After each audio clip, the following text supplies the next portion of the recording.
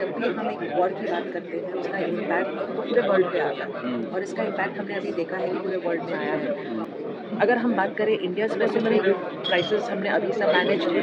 हमने देखा है कि अभी ऑयल प्राइसेस जो ओएमसीज हैं वो ऑयल प्राइसेस का इम्पैक्ट ले रही हैं।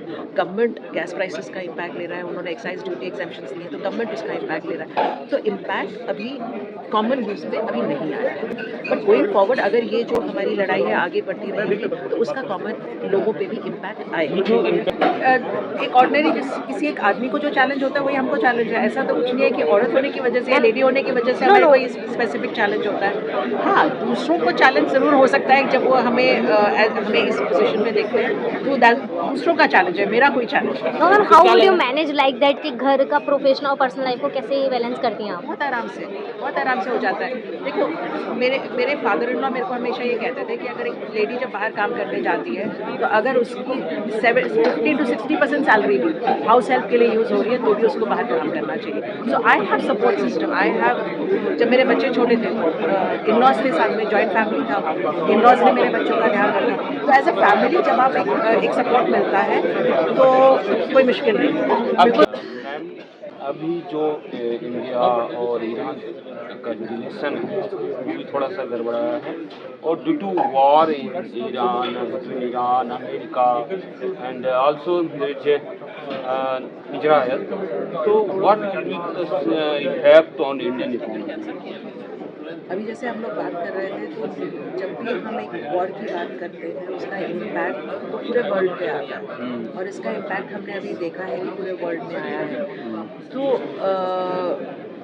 अगर हम बात करें इंडिया स्पेसिफिक प्राइसेस हमने अभी सब मैनेज है। हमने देखा है कि अभी ऑयल प्राइसेस जो ओएमसीज हैं वो ऑयल प्राइसेस का इम्पैक्ट ले रही हैं। गवर्नमेंट गैस प्राइसेस का इम्पैक्ट ले रहा है। उन्होंने एक्साइज ड्यूटी एग्जेम्पशंस दी हैं तो गवर्नमेंट उसका इम्पैक्ट ले रहा है। तो इम्पैक्ट अभी कॉमन यूज पे अभी नहीं आया है, बट गोइंग फॉरवर्ड अगर ये जो हमारी लड़ाई है आगे बढ़ती रहेगी तो उसका कॉमन लोगों पे भी इम्पैक्ट आएगा। ये जो इम्पैक्ट है क्या एनर्जी के कारण है, क्योंकि हम तो पूरे दुनिया को सप्लाई कर रहे हैं, या अमेरिका के षड्यंत्र के कारण है कि हमारे साथ षड्यंत्र वगैरह तो ऐसा कुछ भी नहीं है, बट ये नहीं, वो जो अपना बढ़ा देता है कभी टैक्स की वही 50%, कभी 20%। वो तो देखो, अल्टीमेटली कोई भी जो वॉर होती है वो इकोनॉमिक्स पे होती है। तो अल्टीमेटली इकोनॉमिक्स है, तो इकोनॉमिक्स में डिमांड सप्लाई आपका जब इम्पैक्ट होता है तो उसकी करेंसी में भी इम्पैक्ट आता है। करेंसी का इम्पैक्ट आपके इम्पोर्ट्स पे आता है बट एक्सपोर्ट्स पे भी आता है।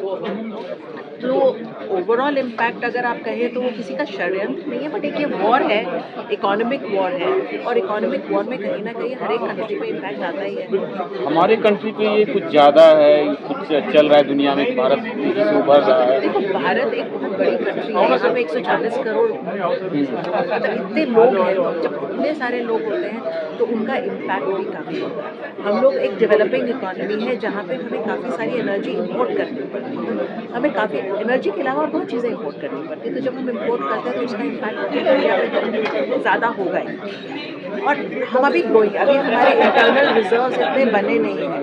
तो जैसे जैसे वो रिजर्व्स बढ़ेंगे, जैसे जैसे हमारा ग्रो करेंगे तो वो इम्पैक्ट धीरे धीरे कम होगा। और हमने काफ़ी मेजर्स लिए हैं अपने आप को और रेजिलिएंट बनाने के, जिसकी वजह से इम्पैक्ट हम कम से कम हो हमारे। अगर जैसे अब दुनिया में पहले एनर्जी तो था नहीं, गैस वगैरह ऑयल वगैरह, उस समय भी इकोनॉमी होती थी, फिर देख रहे हैं ख़त्म होने वाला है दुनिया से ये वही गैस।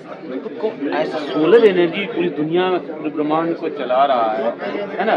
तो दुनिया को तो हम कह ही सकते हैं, इसका हम कुछ नहीं कर सकते। बहुत पूरा राजस्थान खाली है, उस पर भी बहुत इम्पैक्ट हो रहा है। बहुत सारी कंपनी सोलर एनर्जी पे काम कर रही हैं। ये सब काम बहुत टाइम लेता है, धीरे धीरे होता है। रेन्यूएबल्स में बहुत फोकस है, गवर्नमेंट का भी है और कंपनीज का भी है। तो धीरे धीरे आएगा इसका इम्पैक्ट, इतनी जल्दी तो नहीं आएगा। सोलर पे जो हम काम कर रहे हैं अभी ज़्यादा काम हो रहा है, अगर ये पहले होता तो ऐसा कुछ कह नहीं सकते, जब टाइम आता है तभी होता है। मैं सोच रहा था आप नहीं बोलेंगे, पॉलिटिकल क्वेश्चन नहीं है। तो ये बताइए मैम, अब तो पर्सनल आपके एज ए महिला इतने बड़े पद पे तो कैसे चैलेंजिंग रहता है? चैलेंज तो एक ऑर्डिनरी किसी एक आदमी को जो चैलेंज होता है वही हमको चैलेंज है। ऐसा तो कुछ नहीं है कि औरत होने की वजह से या लेडी होने की वजह से हमें कोई स्पेसिफिक चैलेंज होता है। हाँ, दूसरों को चैलेंज ज़रूर हो सकता है जब वो हमें इस पोजीशन में देखते हैं। तो दूसरों का चैलेंज है, मेरा कोई चैलेंज नहीं। No ma'am, how would you manage like that कि घर का प्रोफेशनल और पर्सनल लाइफ को कैसे बैलेंस करती हैं आप? बहुत आराम से हो जाता है। देखो, मेरे फादर इन लॉ मेरे को हमेशा ये कहते थे कि अगर एक लेडी जब बाहर काम करने जाती है तो अगर उसकी 50 to 60% सैलरी भी हाउस हेल्प के लिए यूज़ हो रही है तो भी उसको बाहर काम करना चाहिए। So I have support system, I have, जब मेरे बच्चे छोटे थे इन लॉज के साथ में जॉइंट फैमिली था, इन लॉज ने मेरे बच्चों का ध्यान रखा। तो एज अ फैमिली जब आप एक सपोर्ट मिलता है तो कोई मुश्किल नहीं, अब बिल्कुल मुश्किल नहीं। क्या लग रहा है, और दुनिया में सबसे ज्यादा औरतें पावरफुल अब भारत में ही होंगी? ये मैं नहीं कह सकती, कहीं पे भी हो सकती है। It is a matter of the lady herself taking the call कि भैया वो पावरफुल है, तो पावरफुल है। एनवायरनमेंट आप लोगों को रिजर्वेशन नहीं मिल रहा है 33%। रिजर्वेशन की जरूरत नहीं नहीं है। रिजर्वेशन तो आपको एक एनेबलर है, बट रिजर्वेशन होके भी अगर आप खुद कॉन्फिडेंट नहीं होगे तो फिर उसका फायदा क्या है। बहुत बहुत शुक्रिया। Thank you.